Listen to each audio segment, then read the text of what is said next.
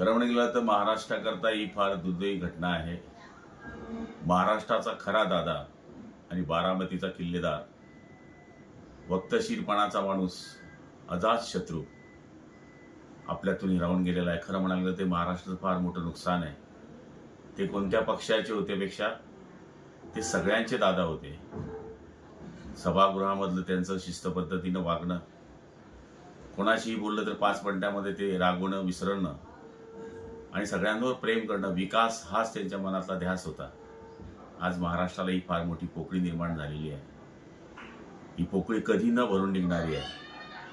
हे फक्त पवार कुटुंबाचं दुःख नाही, हे आमच्यासारख्या, तुमच्यासारख्या दीनदलित, पीडित, शोषित सगळ्या लोकांचं भयानक दुःख आहे.